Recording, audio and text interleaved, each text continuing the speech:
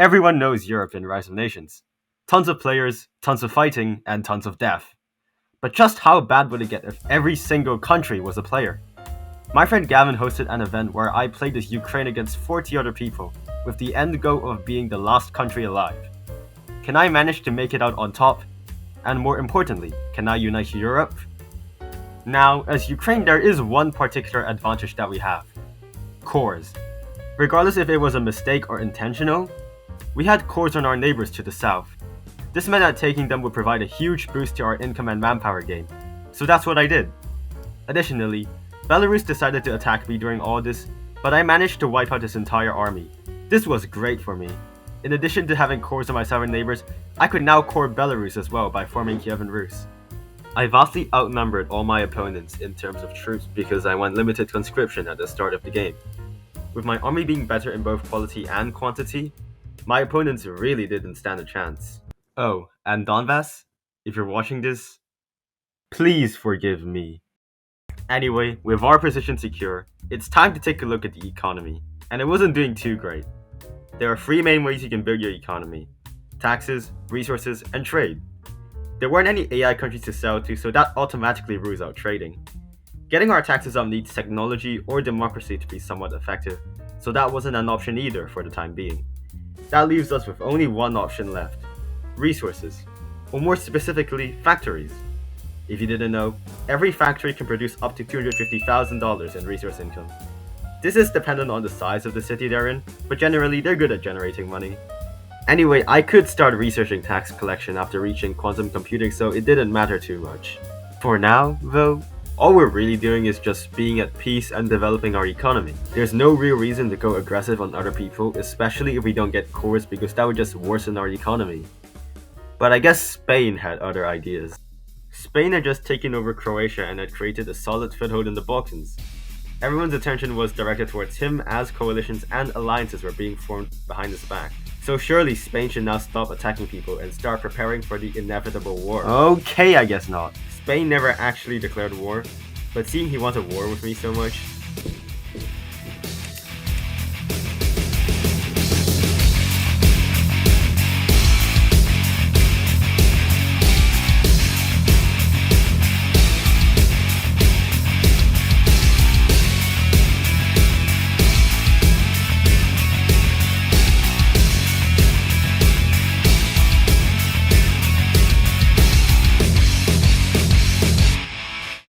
with that came the downfall of Spain as everybody jumped in on him.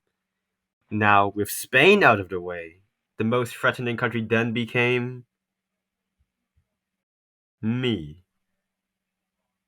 Do you know what that means?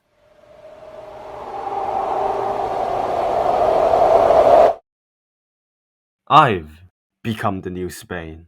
If we were to attack another country, all of Europe would likely come to their defense simply due to how threatening we are. So from now on, every second of peace is invaluable to us, because the moment we start a new war, there will be no going back. To prepare for the inevitable war, we first have to look back at the economy, as we will need a lot of money to create everything we will need to fight against the rest of Europe. Luckily, it was doing great now.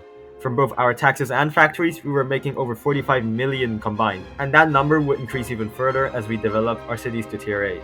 It was safe to say that I had the best economy in Europe at this point. With enough money saved up, it was time to build our military. Infantry? Check. Navy? Check. Air Force? Check. Nukes? Not yet. Still, after all that preparation, we were at peace. In fact, all of Europe was, and Gavin obviously didn't want that, so in order to spice things up, we now had a very difficult decision to make. If we choose to go to war to avoid having our stability removed, we risk having to fight all of Europe early, which would not be ideal. On the other hand, if we choose to stay at peace, we risk losing all of our stability, which can cause our entire country to collapse. After thinking about it for a while though, the choice became obvious. If I have to fight the rest of Europe,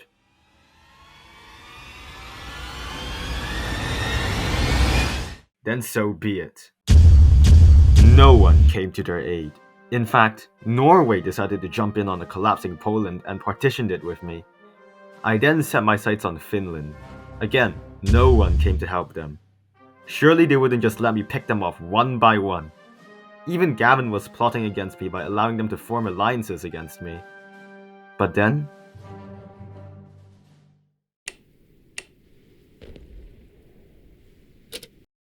it was the final straw for them. Ruhr declared war on me, and although I had an overwhelming advantage, I have to say that I was not playing well. I was being way too defensive even though I could have and should have gone in the attack. It didn't help that I was also losing concentration at this point, and I was especially wary of my war exhaustion increasing from careless mistakes I would make. What careless mistakes, you may ask? Like accidentally sending my 7 million stack to get bombed by artillery, giving me almost 1 war exhaustion just from that. But maybe going on the defense was the right strategy. After all, I had just made my first nuke, and if I can defend long enough...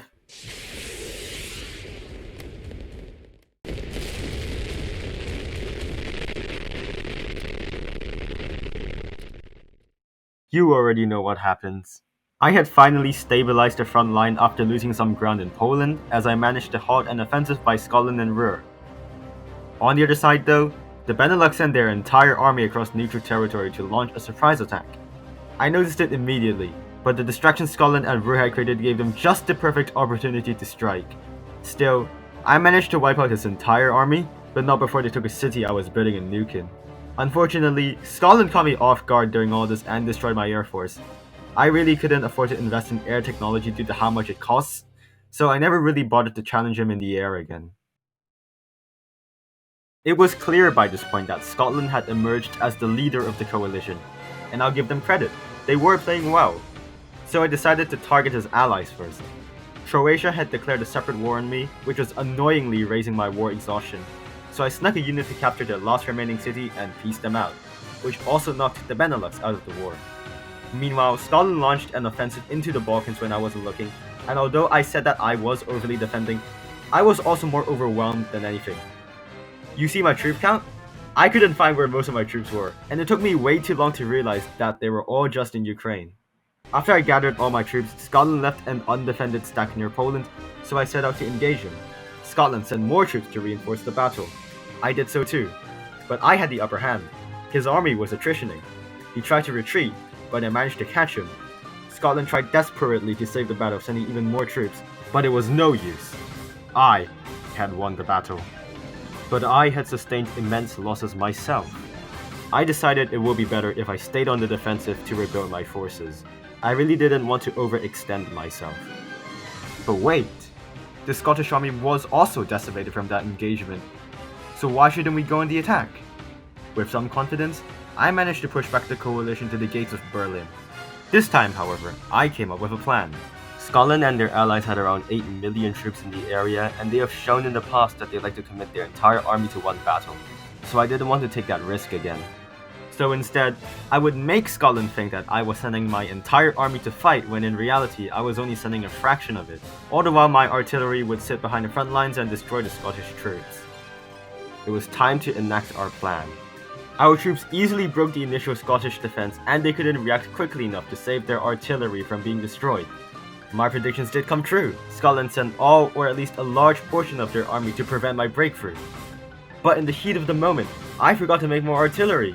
I could only watch helplessly as my troops got slaughtered by the Scottish army. The battle ended poorly for us. We lost 3 million troops, while Scotland themselves didn't even lose 2 million. Additionally, what was left of Scotland's army had gained the max XP from the battle. If our situation was looking better before, it had rapidly deteriorated now. That is, until Scotland had to leave.